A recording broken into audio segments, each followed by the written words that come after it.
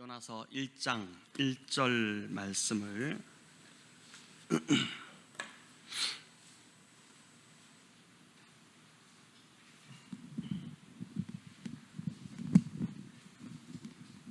자, 우리 한 목소리로 요나서 1장 1절 같이 읽겠습니다. 여호와의 말씀이 아미따의 아들 요나에게 임하니다 이르시되 아멘. 자, 오늘부터 요나서 설교를 시작하려고 합니다. 저도 요나서 설교가 처음이라서 설교를 준비하면서 이제 이런저런 요나서의 자료들을 읽다가 보니까 이제 분량은 굉장히 짧은데 그 안에 담긴 주제는 굉장히 방대하다는 것을 제가 이제 알게 되었습니다. 요나서의 분량이 같은 룻기, 이제 요나서와 분량이 같은 이 룻기도 짧은 4장이지만 제가 이제 11번에 걸쳐서 설교를 했었는데 요나서는 이제 보니까 그보다 좀 더 길어질 수 있겠다 싶습니다. 오늘도 그러니까 1장 1절 1절 갖고 설교 하나가 이제 지금 만들어지니까 이게 언제 끝날까 싶지만 오늘부터 시작해서 이 더운 여름 매주 금요일 저녁마다 요나서를 통해서 부어주시는 그 말씀의 은혜를 저와 여러분 좀 풍성히 맛보면 좋겠습니다. 요나서를 통해 교회가 기도해야 할 이제 방향도 우리가 듣는 기회가 되면 좋겠고, 또 개인의 삶에 성령께서 말씀하시는 시간이 되기를 소망합니다. 다음 주 금요일은 이제 여름 성령학교 기도회로 저희가 모이도록 하겠습니다. 앞자리를 이제 좀 자리를 빼고 돗자리를 작년처럼 이렇게 좀 깔 것이고, 아이들이 여기서 이제 앉기도 하고 또 찬양할 때 뛰기도 하고 서서 찬양도 하고 이렇게 할 텐데, 우리 장년들은 그 뒤로 이제 또 옆으로 이렇게 자리를 마련을 하겠습니다. 그래서 앉으셔가지고 함께 예배를 드리겠습니다. 이제 설교도 다음 주는 요나서가 아니라 이제 노아 이야기로 설교를 전하게 됩니다. 여름성경학교 이번 주제가 이제 노아에 대한 이야기인데 3번에 걸친 이제 설교를 하는데 제가 첫 설교를 하고 나머지 2번을 우리 강사님 2분이 이제 설교를 하시게 됩니다. 그래서 우리 자녀들과 함께 말씀을 들은 후에 이제 기도하는 시간에 우리 장년들 이제 부모님들이 가셔서 이제 같이 기도도 해주고 또 함께 뜨겁게 기도하고 이런 시간들을 가지려고 합니다. 작년에도 기억나시죠? 이제 불 끄고 아이들이 이제 함께 기도하는 시간을 가졌는데 이번에는 이제 아이들 때문에 시간을 30분을 좀 앞당기겠습니다. 8시부터 시작을 합니다.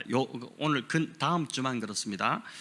그리고 그날 마치고 이제 초등부 아이들은 본당과 4층으로 나눠서 이제 파자마 파티 같이 애들이 지금 너무 기대하고 기다리고 하는데 교회에서 지침을 할 예정입니다.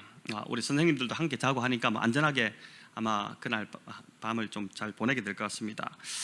이제 한 주 남았는데 무엇보다 우리 힘써 좀 기도해 주시기를 부탁드립니다.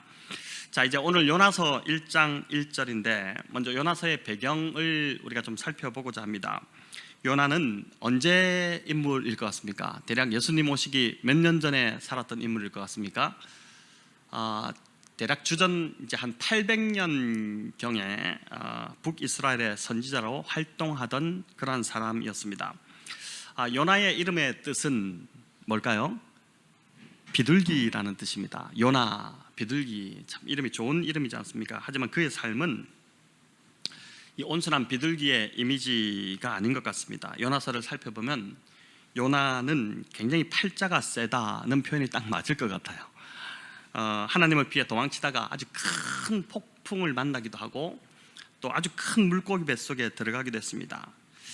인생이 비둘기라는 이 이름처럼 온순하고 평화롭기보다는 오히려 아주 소란스럽고 또 거칠고 우악스러운 그런 이미지가 더 강합니다. 물고기 뱃속에서 3일간 있다가 살아난 사람은 아마 요나밖에 없을 것입니다. 이게 진짜일까 싶지 않습니까? 지금 이 말씀을 들으면서도 에이 그건 아니죠 이렇게 생각할 수 있을 텐데, 어떻게 사람이 물고기 뱃속에서 3일간, 그런 물고기가 또 어디 있고 3일간 어떻게 물고기 뱃속에서 살아날 수가 있습니까? 그래서 요나서를 읽을 때 많은 사람들이 몰입이 잘 안 되는 이유도 바로 이 만화 같은 물고기 이야기 때문입니다. 이 때문에 요나서를 그저 이제 하나의 상징으로 보든지 아니면 옛 이야기로 그렇게 치부해 버리기도 합니다. 하지만 요나는 이제 실존했던 역사적인 인물입니다. 예수님도 복음서에서 두 차례나 이 요나에 대해서 직접 언급을 하셨습니다. 누가복음 11장 30절 32절인데 우리 같이 한번 읽어보도록 하겠습니다. 요나가 니느웨 사람들에게 표적이 된 바 같이 인자도 이 세대에 그러하리라. 심판 때에 니느웨 사람들이 일어나 이 세대 사람을 정죄하리니 이는 그들이 요나의 전도를 듣고 회개하였음이거니와 요나보다 더 큰 이가 여기 있느니라. 아멘.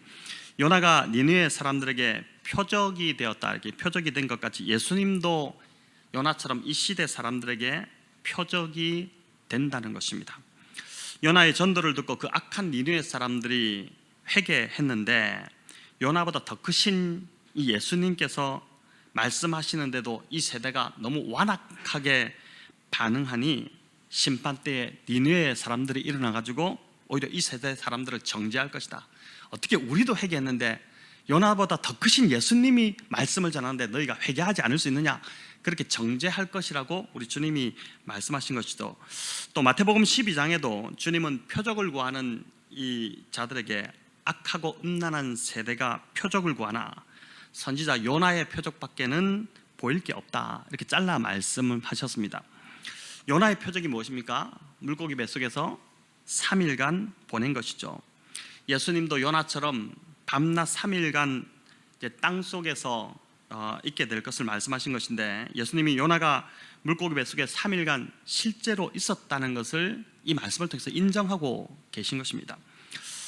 요나는 북이스라엘의 여로보암 2세가 통치하던 때 활동했습니다. 요나와 동시대에 활동한 선지자가 두 명이 더 있는데 그 두 사람이 누구냐면은 아모스와 호세아입니다. 당시 선지자들이 외쳤던 그 예언들을 보면 그 시대가 어떠했는지를 알 수 있지 않습니까? 그러니까 아모스는 주로 무엇을 외쳤습니까? 아모스 하면은 떠오르는 단어가 있죠. 정의와 공의를 계속해서 외쳤지 않습니까? 그만큼 요나가 살던 시대가 사회 정의가 완전히 무너져 내렸던 그런 때였다는 것입니다. 또 호세아는 여호와께 돌아올 것을 강하게 외쳤던 선지자입니다. 그는 하나님의 명령에 따라서 음란한 여인이었던 고멜과 결혼까지 했는데 고멜이 결혼하고 나서도 계속 집을 나가죠. 그러니까 이 호세아가 아닌, 신랑이 호세아인데 호세아가 아닌 다른 남자를 찾아서 계속 밤마다 집을 나가는 일이 벌어진 것입니다. 여러분, 이래 되면 이건 말이 안 되지 않습니까? 자, 이걸 보여주면서 이제 신랑 대신 하나님과 간음하고 있는 신부인 이스라엘을 상징적으로 보여주고자 하신 것이죠. 그만큼 요나 시대가 영적으로 음란하고 도덕적으로 타락했던 때라는 것입니다. 그런데 정말 신기한 것은 이때가 북이스라엘이 경제적으로 가장 부강하고 잘 나갈 때였다는 것입니다. 이스라엘의 영토도 이때가 가장 넓었습니다. 마치 우리나라 강개토 대왕이 영토를 가장 넓게 확장했듯이 북이스라엘의 여로보암 2세가 그 역할을 했다는 것입니다. 아모스와 호세아는 북이스라엘의 심판을 경고하고 하나님께로 돌아올 것을 계속 호소했는데 엉뚱하게도 이 요나라는 선지자는 이때 이스라엘의 영토가 회복될 것이라는 축복적인 예언을 하게 됩니다. 우리 열왕기하 14장 25절을 같이 한번 읽어볼까요? 이스라엘의 하나님 여호와께서 그의 종 가드 헤벨 아미떼의 아들 선지자 요나를 통하여 하신 말씀과 같이 여로보암이 이스라엘 영토를 회복하되 하맛 어귀에서부터 아라바 바다까지 하였으니. 아멘. 자, 지도를 잠시 보여주시면 여기 이제 하맛 어귀가 어딘가를 보시면 보이십니까? 제일 위에 북단에 하맛 어귀가 보이죠. 여러분, 이스라엘 최북단이 이제 하맛이라는 곳입니다. 그 위에가 이제 지금 아시리아 제국이 국경을 이렇게 마주하고 있는, 접하고 있는 그 위치가 이제 하맛 어귀고, 그리고 아라바는 여러분 그 밑에 보시면 이제 북이스라엘이 그 지금 황토색으로 이렇게 돼 있는데 제일 밑에 모압 땅, 모압까지 이게 암몬까지 다 잡아먹고 그 모압 제일 밑에 이제 물줄기가 이렇게 내려가는 사해에서 물이 흘러가는 거기 지역이 이제 아라바 바다로 이렇게 표현된 곳입니다. 그러니까 이제 모압 남쪽 제일 밑에 여기가 이제 아라바 지역인데 여로보암 2세가 통치하던 이때가 북이스라엘의 영토가 가장 넓게 확장되던 가장 넓은 땅을 차지하던 그런 때였다는 것입니다. 네, 지도를 이제 그런데 참 아이러니한 것은 이때가 경제적으로 가장 부강하고 군사력도 막강했지만 이스라엘의 영적 상태는 제일 바닥을 치고 있었다는 것이죠. 여러분, 이게 무서운 것입니다. 영적으로 가장 어둡고 타락했던 때가 바로 요나가 살던 시대였습니다. 통치자 여로보암 2세 역시 선한 왕이 아니라 매우 악했던 아주 악랄한 왕이었던 것입니다. 자, 이렇게 보니 요나의 시대가 지금 우리가 사는 이 시대와 매우 비슷하다는 생각이 들지 않습니까? 대한민국은 그 어느 때보다도 부유하고 강성해졌습니다. 지금 세계 경제대국 몇 위로 올라섰는지 모르겠는데 하여튼 10위권 안에 거의 드는 상태지 않습니까? 하지만 한국교회는 그 어느 때보다 지금 빛을 잃었고 욕을 먹고 있고 소금의 역할을 감당하지 못하고 있습니다. 기독교가 빛을 발하지 못하니까 한국 사회도 점점 더 어두워져 가고 있는 그런 상황입니다. 뉴스를 보셔서 아시겠지만은 엊그제 서울의 한 초등학교에서 초임 교사가 극단적인 선택을 하는 정말 참 안타까운 일이 벌어졌습니다. 그걸 접하는데 저도 이제 얼마나 마음이 아프든지 갈수록 지금 교육의 장이 되어야 하는 이 학교가 소송의 장소로 이제 당연하게 이제 소송하는 장소로 바뀌어가고 있고 교사에 대한 존중 이건 아예 없고 교권이 그냥 교사의 권위가 완전 바닥을 치고 있습니다. 신성한 이 교육의 장인 학교가 이제 이 학교조차도 가진 자의 갑질과 횡포가 막 난무하는 그런 사회가 되어버렸습니다. 당시 북이스라엘은 그래도 아모스나 호세아 같은 쟁쟁했던 이 선지자들이 외치는 소리가 있었지만 이들이 공의를 또 정의를 외치고 하나님께로 돌아올 것을 그렇게 호소했지만 결국 아수르에게 그 북이스라엘이 멸망당할 수밖에 없었는데 한국은 지금 선지자적 사명을 감당해야 될 이 교회가 지금 이 모양으로 점점 더 정말 빛을 잃어가고 있으니 참으로 지금 어떻게 보면 무섭고 두려운 상황이라고 할 수 있지 않겠습니까? 이제 우리가 요나서 1장 1절부터 좀 살펴보고자 하는데 요나서 1장 1절은 이제 여호와의 말씀이 요나에게 임하는 것으로 시작합니다. 히브리어로 보면 데바르 예호와라는 단어입니다. 데바르 예호와. 이제 몇 가지 히브리어를 여러분 좀 알아두시면 좋은데 다바르라는 단어입니다. 이제 말씀하다 이런 뜻인데 이제 다바르 야훼, 다바르 예호와 이렇게 돼 있는데 다바르라는 말은 이제 말씀하다는 뜻인데 이 다바르의 명사형이 미드바르 광야라는 뜻입니다. 왜 말씀하다의 명사형이 여러분 광야일까요? 하나님의 말씀이 가장 잘 들리는 곳이 광야이기 때문에 그렇습니다. 도시는 소음으로 가득 차 있습니다. 너무나 많은 소리들이 있어서 하나님의 음성이 잘 들리지 않습니다. 오늘 하루도 여러분 하루를 살면서 하나님의 음성을 들으셨습니까? 정신없이 직장 상사의 소리가 더 크게 들리고 아이들의 소리가 크게 들리고 지나가는 잡음 여러 가지 뉴스 보도 이런 소리만 들리지 하나님의 소리가 들리지 않지 않습니까? 하지만 광야는 굉장히 적막합니다. 어떤 소리도 없습니다.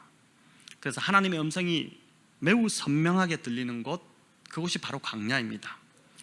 또 우리가 바쁠 때 잘 나갈 때는 하나님의 음성에 관심이 없습니다. 하지만 고난과 시련이 닥치면 마음이 광야처럼 황폐해지면서 우리가 하나님을 찾게 되지 않습니까?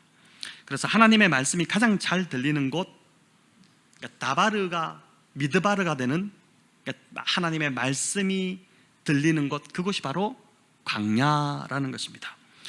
자, 말씀하다는 이 다바르에서 나온 또 다른 재밌는 단어가 나오는데 그게 뭐냐면 드비르라는 단어입니다. 지성소라는 뜻이고 임재라는 뜻입니다. 이것도 재밌죠. 같은 이제 어근에서 다바르에서 이제 히브리어는 자음이 있는데 그 자음에다 모음을 어떻게 찍느냐에 따라서 발음이 달라지거든요. 근데 같은 자음 다바르에서 이제 드비르가 나왔는데 지성소 임재라는 뜻입니다. 여러분, 지성소는 하나님이 임재하시는 곳이고 또 하나님이 말씀하시는 곳, 이라는 것이죠.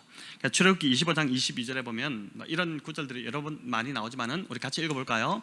거기서 내가 너와 만나고 속죄소 위 곧 증거계 위에 있는 두 그룹 사이에서 내가 이스라엘 자손을 위하여 네게 명령할 모든 일을 네게 이르리라. 아멘.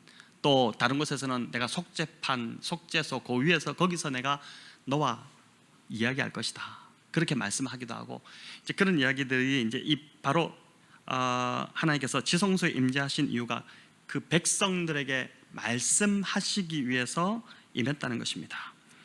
여러분, 요나서가 이 다바르 야훼로 시작되었다는 것은 요나서가 선지자 중에 하나였다는 것을 증명합니다.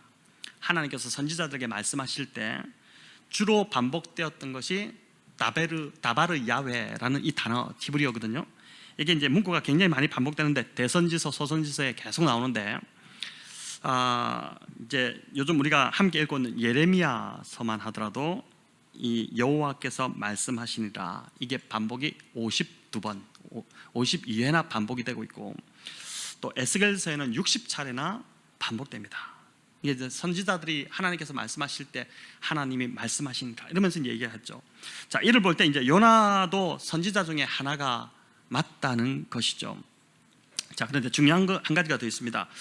오늘 이제 히브리어 이야기를 계속 하다 보니까 저도 히브리어를 사실 잘 모르는데 히브리어 이야기를 계속 하다 보니까 좀 약간 헷갈리고 가시기도 하지만 조금 더 집중력을 가지고 저를 좀 따라와 주시면 좋겠습니다.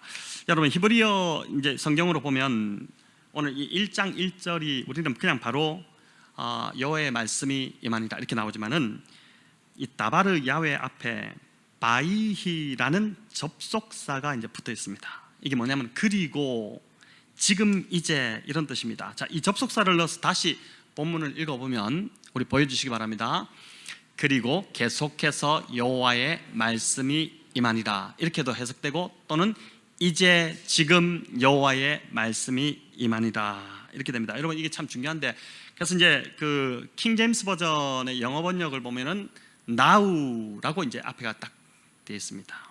이제 자, 이스라엘 이런 겁니다. 이스라엘은 여전히 범죄하여 타락하고 영적 매너리즘에 빠져 있지만 하나님의 말씀이 그렇다고 끊어진 것이 아니라 하나님의 말씀이 계속해서 선지자들을 통해서 여전히 그분의 백성들 가운데 임하고 있었다는 것입니다. 요나 시대에도 영적으로 가장 타락했지만 사회적으로 볼 때는, 경제적으로 볼 때는 가장 잘 나가는 나라가 되었음에도 불구하고 지금 영적으로 바닥을 치고 있는 이 상황에서도 요나를 통해서 하나님의 말씀이 계속 임하고 있었다는 것을 여러분 보여줍니다. 이스라엘뿐만 아니라 저와 여러분의 소망도 바로 여기에 있다고 저는 믿습니다. 세상이 아무리 어두워도 하나님의 말씀이 내 안에 계속 임하고 있다면, 세상이 아무리 힘들어져도 하나님의 말씀이 내 안에 머문다면은 여러분, 그렇다면 안심할 수 있고 우리가 안식할 수 있고 오늘을 살아낼 수 있다는 것입니다. 왜 그럴까요? 여러분, 말씀을 읽으면 읽을수록 내 안에 지금 말씀이 없으면 문제인데 말씀이 내 안에 계속해서 임하고 있고 그 말씀을 읽으면 읽을수록 하나님이 어떤 분이신지를 우리가 알게 되고 또 말씀을 묵상하면 할수록 하나님이 나를 얼마나 깊이 사랑하시는지를 깨달아지기 때문에 그런 것입니다. 나를 둘러싼 환경은 마치 사망의 음침한 골짜기 같은 그런 상황이지만 말씀을 읽으니까 주의 막대기와 지팡이가 나를 지키고 보호하신다는 그 믿음이 바로 말씀을 읽을 때 생겨난다는 것이죠. 바로 이것이 말씀이 주는 능력이지 않겠습니까? 베드로 사도는 우리의 구원이 썩지 아니할 하나님의 말씀으로 되었다는 것을 우리에게 들려주는데 베드로전서 1장 23절 우리 같이 읽어볼까요? 너희가 거듭난 것은 썩어질 씨로 된 것이 아니요 썩지 아니할 씨로 된 것이니 살아있고 항상 있는 하나님의 말씀으로 되었느니라. 아멘. 여러분, 이 말씀을 잠깐 띄워봐 주십시오. 육체의 출생이 부모의 씨를 통해서 되지 않습니까?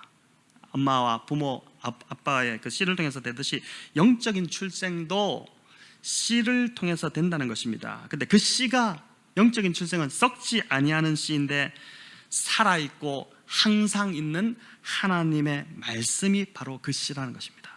그러니까 저와 여러분이 바로 이 말씀을 믿음으로 영혼의 구원을 받았다는 것이죠. 우리의 구원이 다르게 받은 것이 아니라 바로 이 말씀 때문에, 이 말씀을 믿음으로 저와 여러분이 구원을 받았다는 것입니다. 말씀은 또한 우리가 잘 알듯이 우리의 어둠을 밝히는 빛의 역할을 합니다. 그래서 시편 기자는 주의 말씀은 내 발의 등이요 내 길의 빛이니이다, 이렇게 이제 고백하기도 했는데, 어두컴컴한 밤에 내가 가는 길에 만약에 내 원수들이 함정을 파놓았다면 여러분 얼마나 두렵겠습니까? 발을 조금만 헛디디면 그 함정에 빠져버리는데, 말씀의 빛이 그 함정들을 피할 수 있도록 비춰주고 도와주니 말씀보다 좋은 게 없는 것입니다. 또 어디로 가야 될지 모를 때, 인생이 막다른 길에 다다랐을 때 말씀이 내가 가야 될 길을 환하게 이렇게 비춰줌으로 길을 보여주니 우리가 그 길을 갈 수 있다는 것입니다. 저와 여러분도 한 걸음 한 걸음 이 말씀의 빛의 인도를 받아야 험한 세상 안전하게 걸어가게 될 줄을 믿습니다. 또 시편 기자는 하나님의 말씀이 우둔한 자로 깨닫게 한다, 이렇게 말씀하게 됐습니다. 시편 119편 130절 말씀 우리 같이 한번 읽어보겠습니다. 주의 말씀을 열면 깨닫게 하나이다. 아멘. 주의 말씀을 열면 빛이 비치어 우둔한 사람들을 깨닫게 하나이다. 우둔한 사람조차도 하나님의 말씀을 계속 읽으면 깨달아지고 지혜롭게 된다, 그 말씀을 하는 거죠. 그러니까 이게 말씀의 빛이 얼마나 좋은 겁니까?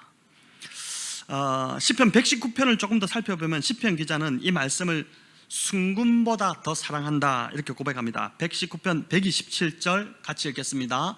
그러므로 내가 주의 계명들을 곧 순금보다 더 사랑하나이다. 시인은 하나님의 말씀을 이 금덩어리들보다 더 소중하게 생각한다는 것이죠. 저와 여러분들 어떠신 것 같습니까? 정말 하나님의 말씀이 순금보다 더 소중하신가요? 네, 믿음이 상당히 좋으십니다, 우리 권사님.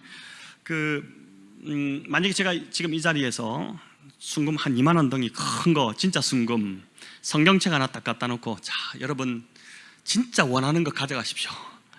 여러분 한 명씩 나가서 이제 충분히 갖다 놓고 한 명씩 나가서 가져가십시오. 이러면은 탁 앞에 나서 보고 이러다가 순금을 딱 킵하지 않겠어요? 근데 이제 그럼에도 불구하고 나는 말씀입니다. 어떤 분은 뭐 집에 성경책 많아요. 그러니까 지금은 순금 이렇게 하겠지만은 그럼에도 나는 말씀입니다, 이렇게 하는 분이 있다면은 여러분, 그분이 진짜 말씀을 사랑한다면 어떻게 해야 될까요? 설교를 듣고 말씀을 읽고 묵상하는 일이 그 어떤 것보다도 즐겁고 우선적인 일이 되어야지만이 진짜 순금보다 말씀을 사랑한다는 증거가 되지 않겠습니까? 그러니까 말씀을 사랑한다고 하는데 말씀을 안 읽어요. 말씀을 사랑한다고 막 입으로는 고백하는데 묵상도 안 해요. 설교도 대충 들어요. 말씀을 사랑하는 게 아닌 것이죠. 또 이 말씀을 그렇게 사랑한다면 다른 사람들에게 이 말씀을 전해주려고 힘쓸 것입니다. 내가 써보고 좋은 것은 어떻게 됩니까? 다른 사람에게 또 막 추천하지 않습니까? 당신도 써보라고, 좋다고 막 이렇게 하지 않습니까? 말씀이 순금보다 더 좋다면 우리가 적극적으로 추천하지 않겠습니까? 진짜 말씀이 순금보다 우리가 더 좋다는 걸 알고 있는데, 그러면은 어떻게 했습니까? 막 많은 사람들에게 이 말씀을 좀 읽으라고, 제발 이 말씀을 읽으라고, 너무 좋다고 이렇게 하지 않겠습니까? 그래서 분명한 건 말씀에 대한 사랑이 커질수록 물질에 대한 욕구는 점점 줄어들게 된다는 것입니다. 내가 지금 물질에 대한 욕구가 점점 커지고 있다? 그럼 말씀에 대한 사랑이 점점 쥐꼬리만도 없는 그런 상태로 빠져든다는 것이죠.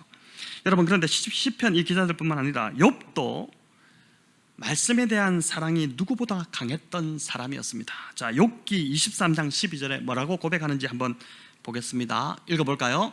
내가 그의 입술의 명령을 어기지 아니하고 정한 음식보다 그의 입의 말씀을 귀히 여겼도다. 아멘. 욥은 하나님의 말씀을 음식을 먹는 것보다 더 즐거워하였다, 이렇게 고백합니다. 욥이 대단하다는 생각이 들지 않습니까? 우리 중에 과연 얼마나 많은 분들이 이렇게 말씀을 사모하고 사랑할까요? 먹는 걸 좋아하시는 분들 쉽지 않은 이야기입니다. 수련회 때 왜 그렇게 식사 암송해야지, 요절을 외워야지 밥을 우리 때는 주었는지, 우리 이제 중고등부 수련회 가더라도 늘 그랬잖아요. 식사 요절 암송 꼭 하고, 머리 나빠서 못 외우면은 늘 다시 돌아가서 또 한 번 돌고 이래서 밥 얻어 먹고 이랬는데, 가만히 보면 그런 거죠. 이제 음식보다도 하나님의 말씀이 더 맛있다는 것을 이전에 우리 선배들이 가르쳐 주기 위해서 그렇게 하지 않았겠습니까? 자, 그런데 반면 성경은 말씀을 소홀히 여기는 것에 대해서 아주 엄히 경고합니다. 요즘 우리가 묵상하고 있는 히브리서 2장 3절은 이렇게 말씀합니다. 읽어보겠습니다. 우리가 이같이 큰 구원을 등한히 여기면 어찌 그 보응을 피하리요? 이 구원은 처음에 주로 말씀하신 바요, 들은 자들이 우리에게 확증한 바니. 아멘. 여기 이 큰 구원을 등한히 여기면 보응을 피할 수 없다, 이렇게 하는데, 이 큰 구원은 바로 주님이 하신 말씀을 말합니다. 하나님의 말씀을 소홀히 여기면 형벌을 피할 수 없다는 말입니다. 무서운 말이죠. 또 히브리서 12장 25절인데 세 번역으로 한번 같이 읽어보겠습니다. 여러분은 말씀하시는 분을 거역하지 않도록 조심하십시오. 그 사람들이 땅에서 경고하는 사람을 거역하였을 때에 그 벌을 피할 수 없었거든, 하물며 우리가 하늘로부터 경고하시는 분을 배척하면 더욱더 피할 길이 없지 않겠습니까? 아멘. 여러분, 하나님의 말씀과 그 말씀하시는 하나님을 배척하지 말라는 것입니다. 성경에는 하나님의 말씀을 가볍게 여겼다가 해를 당한 사람들이 너무 많습니다. 이스라엘의 초대왕 사울은 어땠습니까? 하나님께서 명령하신 것을 굉장히 가볍게 생각했죠. 그걸 지키지 않아서 결국 그가 무엇을 잃어버렸나요? 왕국을 잃어버렸습니다. 왕의 자리를 그냥 잃어버렸습니다. 예레미야는 하나님께서 이스라엘에게 재앙을 내리신 이유를 예레미야 6장 19절에서 분명히 밝히고 있는데, 우리 오늘 말씀을 좀 많이 읽죠? 또 읽어보겠습니다. 땅이여 들으라, 내가 이 백성에게 재앙을 내리리니 이것이 그들의 생각과 결과라. 그들이 내 말을 듣지 아니하며 내 율법을 거절하였음이니라. 말을 듣지 않고 율법을 거절하여서 하나님께서 그 땅에 재앙을 내릴 수밖에 없었다, 그렇게 이야기합니다. 여러분, 사람도 누가 내 말을 가볍게 여기거나 잘 듣지 않으면 화가 나지 않습니까? 내 말을 무시한다 생각되면 화가 나죠. 그런데 하나님의 말씀을 무시하는 자를 하나님이 당연히 벌하지 않으시겠습니까? 이스라엘은 광야 40년간 하늘에서 내리는 만나를 먹었습니다. 처음에는 그 만나가 너무 신기했죠. 그래서 또 맛있기도 해서 사람들이 막 좋아하고 만나를 먹고 이렇게 저렇게 다양하게 요리도 해먹고 했는데, 시간이 지날수록 이 만나가 지겨워지기 시작합니다. 그래서 어떻게 합니까? 만나를 어떻게 여겼다고 합니까? 하찮게 여겼다고 그래요. 민수기 21장 5절인데 우리 한번 보여주시기 바랍니다. 읽어볼까요? 백성이 하나님과 모세를 향하여 원망하되 어찌하여 우리를 애굽에서 인도하여 내어 이 광야에서 죽게 하는가? 이곳에는 먹을 것도 없고 물도 없도다. 우리 마음이 이 하찮은 음식을 싫어하노라. 우리 마음이 이 하찮은 음식을 싫어하노라. 하늘에서 하나님 주신 이 만나를 하찮게 여겼다는 것이죠. 자, 이 결과 여러분, 이 백성들에게 어떤 심판이 임합니까? 하나님께서 즉시 불뱀을 보내셔가지고 많은 사람들이 물려 죽습니다. 불뱀의 독이 몸에 퍼지면서 광야에서 그냥 엎드러져 다 죽어버렸습니다. 여러분, 이 영적 원리는 오늘도 마찬가지로 동일합니다. 하늘의 영적 만나인 하나님의 말씀을 하찮게 여기는 자들은 뱀에 물린 자처럼 서서히 그 영혼이 죽어갈 수밖에 없다는 것을 우리에게 알려주는 것입니다.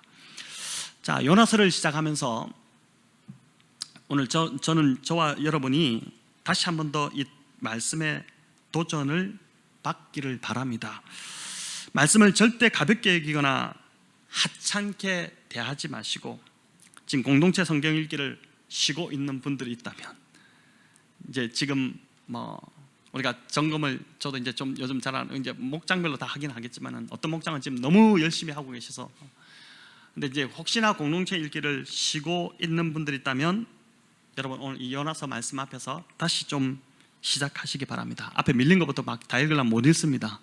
다 지나간 것은 버리고 이전 것은 버리고 목표를 향해서 이제 앞에 있는 것을 향해서 이제 우리 지금 내일 것부터 시작하면 됩니다. 또 말씀 묵상에 게을러진 분들이 있다면 여러분 기대하는 마음으로 내일 아침부터 말씀을 다시 펴서 큐티책을 펴서 묵상해 보시기를 권합니다. 말씀, 나에게 지금 주신 말씀, 이 공동체를 통해서 하나님께서 주신 말씀을 여러분 절대 등한시 여기지 마시기 바랍니다. 내가 읽고 있는 이 말씀이, 내가 묵상하는 이 말씀이 나를 구원으로 이끌어 줄 것이고, 내가 가야 할 길을 밝히 보여줄 것이고, 우둔한 나를 말씀이 반드시 지혜롭게 할 것입니다. 무엇보다 말씀을 읽고 묵상할 때에 여러분 하나님이, 저와 여러분이 하나님이 어떤 분이신지 알게 될 것이고, 또 그분의 사랑을 더 깊이 깨달아 가게 될 것입니다. 이 더운 여름 금요기도의 이 요나서 강해를 통해서 말씀에 대한 그 식었던 열정이 우리 성도님들 안에 다시 한 번 더 뜨겁게 일어나기를 우리 주님의 이름으로 축원합니다. 자, 이제 1절 말씀을 오늘 1절 한 절만 보게 되는데 1절 말씀을 다시 한번 우리 읽어볼까요? 여호와의 말씀이 아미떼의 아들 요나에게 임하니라 이르시되. 자, 여호와의 말씀이 요나에게 임했는데 그 요나에 대한 정보가 너무 없어요. 보니까 단지 아미떼의 아들이라는 것밖에 없습니다. 요나의 아버지가 아미떼, 이름도 희한한데 아미떼라는 사람이었다는 것이죠. 성경에서 아미떼라는 인물을 여러분 한번 검색해 보시면 여기 말고 요나서 1장 1절 말고 딱 한 군데 더 나오는데 아까 살펴본 열왕기하 14장 25절입니다. 여기 이렇게 나오잖아요. 이스라엘의 하나님 여호와께서 그의 종 가드 헤벨 아미떼의 아들 선지자 요나를 통하여 하신 말씀과 같이 이렇게 나오는데, 가드 헤벨 아미떼, 이 지역입니다. 그러니까 이제 아미떼가 가드 헤벨에 살았던 자라는 것을 알 수 있습니다. 자, 그럼 가드 헤벨은 어디일까? 우리가 이제 이 정보가 너무 없다 보니까 이렇게 추적해 가는 겁니다. 가드 헤벨이 어딜까를 찾아보니까 여호수아 19장 13절에 나오는데 이렇게 되어 있습니다. 우리 같이 읽어볼까요? 또 거기서부터 동쪽으로 가드 헤벨을 지나 옛 가신에 이르고 네아까지 연결된 림몬으로 나아가서, 목사님 지명도 모르고 자꾸 뭐 모르는 걸 자꾸 읽습니까? 이렇게 이제 생각하시는데 지금 어째서 설명을 좀 드려야 되니까. 자, 이 구절이 어디냐면은 가나안 정복 전쟁 때 이제 땅을 정복하고 나서 땅을 분배할 때 어떤 지파냐면은 스불론 지파에게 나누어 준 땅, 그 땅을 묘사하는 구절 중에 하나입니다. 즉 요나의 아버지 아미떼는 스불론 지파였다는 것입니다. 그러니까 요나도 스불론 지파라는 뜻입니다. 스불론이 야곱의 몇 번째 아들일까요? 10번째 아들입니다. 오늘 뭐 퀴즈도 많이 내고 뭐 여러 가지 막. 근데 레아가 낳은 아들인데, 레아가 낳은 아들 6번째 낳은 아들이 바로 이 스불론입니다. 마지막으로 태어났죠. 근데 이 스불론이 어딘지 지도를 좀 보여주시기 바랍니다. 네. 자, 여러분 스불론을 보시면은, 스불론 찾으셨습니까? 갈릴리 호수 위에 보이죠? 그 갈릴리 호수 옆에 보면은 납달리가 있고, 그 옆에 이제 스불론이 있습니다. 그러니까 이 지역이 어떤 지역이냐면은 갈릴리 지역에 속해 있는데, 여기는 나중에 한 800년 뒤에 우리 주님이 오셔가지고 예수님의 주 활동 무대가 되었던 곳이 바로 이 납달리와 스불론 지역입니다. 그래서 이사야 선지자는 납달리와 스불론에 대해서 이렇게 예언을 했어요. 우리 한번 보여주십시오. 제가 읽어보겠습니다. 말씀을 한번 보여주시기 바랍니다. 이사야 9장 2절. 흑암에 행하던 백성이 큰 빛을 보고 사망의 그늘진 땅에 거주하던 자에게 빛이 비치도다. 큰 빛이 보았다. 이 예수 그리스도를 말하는 것인데, 마태는 이 이사야 말씀을 그대로 인용해서 마태복음 4장 14절 16절에서 이렇게 말씀했습니다. 여기도 한번 우리 같이 읽어보겠습니다. 이는 선지자 이사야를 통하여 하신 말씀을 이루려 하심이라. 일러스되 스불론 땅과 납달리 땅과 요단강 저편 해변길과 이방의 갈릴리여, 흑암에 앉은 백성이 큰 빛을 보았고 사망의 땅과 그늘에 앉은 자들에게 빛이 비치었도다 하였느니라. 아멘. 여기 이방의 갈릴리여 이렇게 나오죠. 이제 이 큰 빛을 봤다, 바로 예수 그리스도의 빛이 스불론 땅에 비쳤다는 것입니다. 예수님이 왜 종교의 중심지인 예루살렘을 놔두고 이 변방 갈릴리 지역에서 가장 먼저 복음을 전하시고, 이 변방 갈릴리 지역을 스불론, 납달리 이런 지역을 중심으로 계속해서 그 처음에 초기 사역을 하셨을까요? 당시 갈릴리는 이방의 갈릴리라는 별명을 가질 정도로 갈릴리 인구 절반이 이방 사람들이었다고 합니다. 굉장히 많은 사람들이 들어와 있었어요. 역사적으로 볼 때 이제 솔로몬 때 한번 이방으로 내어주었다가 들어왔기 때문에 거기에 그렇게 많은 이방인들이 있었는데, 이는 이제 뭘 의미하나? 예수님이 왜 예루살렘 중심이 아니라 이 이방 갈릴리 땅에서 복음적 사역을 그렇게 시작하셨는가? 그 뭘 말하는가? 예수님의 구원이 단지 이스라엘 안에만 갇혀 있는 것이 아니라 열방의 모든 사람들이 이 복음을 듣고 구원받기를 바라셨다는 그러한 것이라고 볼 수 있습니다. 자, 이렇게 보면 왜 하나님께서 이방 땅 니느웨 사람들에게 그 많은 선지자 중에서 하필 요나를 보내시려고 했는지가 자명해집니다. 여러분, 저는 이 부분을 설교를 정리하다가 이 부분이 깨달아지면서 굉장한 희열을 느꼈습니다. 여러분 지금 반응이 글쎄 뭐 그게 이런 편인데, 왜 하나님께서 그 많은 선지자들이 많은데 그 중에 다 놔두고 요나를 딱 골라서 여기 지금 이방 땅 니느웨에 보내시려고 했는지가 아주 선명하게 딱 드러나게 되는 것이죠. 요나가 가진 상징성이 있기 때문입니다. 요나가 스불론 지파 사람이었기 때문에 예수 그리스도의 사역과 의미가 서로 연결되고 당기는 것입니다. 여러분, 이스라엘 백성들은 율법이 자신들만을 위해서 주셨다고 착각을 했지만, 하나님은 율법에 담긴 이 하나님의 사랑과 성품을 통해서 열방의 모든 사람들이 하나님을 알기를 원하셨습니다. 요나는 유대 우월주의와 선민사상에 빠져서, 지금도 유대인들은 거기 빠져 있지 않습니까? 빠져가지고 절대 니느웨 이 사람들은 구원받아서는 안 될 사람들이라고 주장했지만, 하나님은 요나를 통해 그 이방 선교, 마치 사도 바울과 같은 구약의 사도 바울이 바로 이 요나라고 볼 수 있어요. 이 요나를 통해 악한 니느웨 사람들도 다 구원받기를 우리 하나님이 원하셨다는 것입니다. 하나님의 말씀은 가두어둬서는 절대 안 되고 가두어둬서는 안 된다는 것입니다.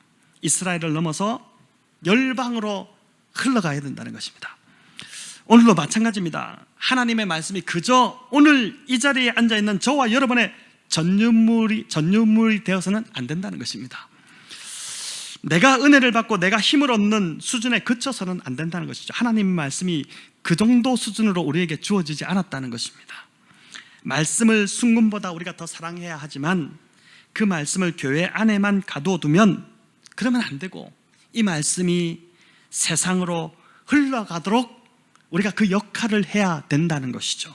이것이 요나서가 우리에게 주는 교훈이자 도전이라고 할 수 있습니다. 요즘 성도님들 사이에 선교에 대한 관심이 참 많아지고 있어서 감사합니다. 지난주 우리 이태호 선교사님 방문해서 우리 정영미 목자님 또 유재호 목자님 그 두 목장이 모여가지고 같이 이제 시간을 가졌습니다. 앞으로 우리 선교사님들 오시면 계속 좀 그렇게 하려고 그래요. 근데 그 시간을 가졌는데, 그 시간을 가지면서 필리핀을 다들 가고 싶어하는 마음이 막 생겼다고 합니다. 그래서 막 비행기 값도 물어보고 하니까 요즘 필리핀 비행기 값이 굉장히 우리 생각하는 것보다 싸더라고요. 그래서 한번 가도 좋겠다 이런 생각을 이제 하게 되는데, 하지만 왜 그곳을 가야 하는지 그 이유를 우리가 분명히 알아야 된다는 것이죠.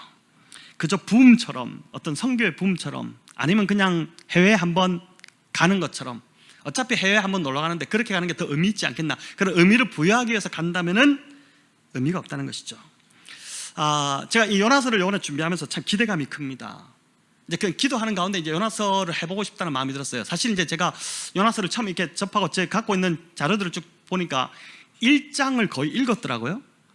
근데 이제 여전히 기억이 없습니다. 다 비슷할 거예요. 근데 1장을 읽었는데 요나서 1장을 왜 읽었지를 가만히 생각해 보니까, 왜냐하면 설교를 한 설교문이 하나도 없는 거예요. 왜 읽었지를 가만히 생각해 보니까 한 몇 년 전에 요나서를 가지고 연속 설교를 하려고 준비했는데 너무 어려워서 못했어요. 그때 이제 그냥 포기했던 기억이 났었습니다. 이제 하나님의 때가 되어서 요나서를 저희 가운데 지금 이제 이 교회 가운데 주신다는 생각을 합니다. 저는 이 요나서를 준비하면서 하나님께서 우리 교회에게 선교에 대해서 이제 말씀하실 거라는 그 기대감이 생기기 시작했습니다. 요나서가 이방인 선교에 대한 이야기입니다. 저희 교회가 이제 선교를 떠날 때가 되었는데, 요나서 이 말씀을 통해서 선교의 이유와 목적도 우리 주님이 말씀해 주시고 기도의 방향도 이제 아주 선명하게 우리에게 알려주실 거라고 그렇게 믿습니다. 그게 이제 제가 거는 이 요나서에 대한 기대감입니다. 이제 말씀을 맺겠습니다. 성도 여러분, 여호와의 말씀이 요나에게 임했다. 그것도 계속해서 임하고 있었다. 그렇게 이 요나서 1장 1절이 시작했는데 저와 여러분 어떤 것 같습니까? 여호와의 말씀이 요즘 지금 나에게 임하고 있습니까? 이거 한번 물어봐야 돼요. 아니면 그 말씀을 가볍게 여기고 지금 등한히 여기셨습니까? 묵상과 성경 읽기에 대한 나의 반응, 나의 열심을 돌아볼 때 정직하게 여러분 지금 여러분의 상태가 어떤 것 같습니까? 요나서를 통해 이제 저와 여러분 하나님 말씀에 대한 이 뜨거운 사랑이 회복되기를 간절히 바랍니다. 또 이 말씀을 내 안에만 가두어두지 마시기 바랍니다. 이해되시나요? 이 말씀을 전하고 흘려보내야 될 대상이 있다는 것입니다. 우리 각자에게 다 있다는 것입니다. 우리 각자가 다 요나라는 것입니다. 이제 이 교회의 시기로 봐서도 보니까 제가 그때가 되었다는 확신이 옵니다. 지금까지 그저 교회를 찾는 자들이 와서 설교를 듣고 좀 들을만하네, 또는 교회 분위기가 좋네 이렇게 해가지고 왔다면은 이제는, 그래서 이제 막 그런 자랑처럼 이야기하셨어요. 우리 교회는 목사님이 전도를 다 하십니다. 우리는 아무것도 안 하고 가만히 있어도 목사님이 다 하시니까 뭐 좋네요. 그 좋은 게 아니에요. 어떻게 보면 부끄러운 거죠. 우리가 아무것도 안 하고 지금 있다는 것, 이 결코 좋은 게 아니거든요. 지금 이제는 때가 되었다는 생각이 듭니다. 적극적으로 말씀을 전해야 될 때가 왔다는 생각이 듭니다. 심지어 내가 싫어하는 자들, 내가 꺼리는 니느웨와 같은 자들에게도 말씀을 들고 가야 된다고 이 요나서를 들으면서 우리에게 분명히 말씀할 거라는 생각이 듭니다. 기대감이 생기시죠? 너무 장황하게 제가 이야기해가지고 하여튼 좀 오늘 이 말씀이 여러분에게 잘 들어갔기를 저는 진짜 바랍니다. 좀 이게 무슨 말씀을 하셨나 도대체 막 이게 아니라 지금 막 제가 속이 좀 타는데, 좀 이 말씀이 요나서 1장 1절의 이 말씀, 오늘 선명하게, 어떻게 보면 저만 선명한가요? 이제 주신 이 말씀이 우리 성도님들에게도 정말 나에게도 계속해서 지금 말씀이 임하고 있는가, 이거 돌아보셔야 되고요. 그리고 이제 이 말씀을 가지고 가야 될 때가 우리 교회 시점, 우리 교회 시간적으로 이제 우리에게 왔다는 것입니다. 다시 한번 묻습니다. 여호와의 말씀이 지금 저와 여러분 안에 지금 계속적으로 임하고 있으십니까? 아니면 이전에 임하고 말았습니까?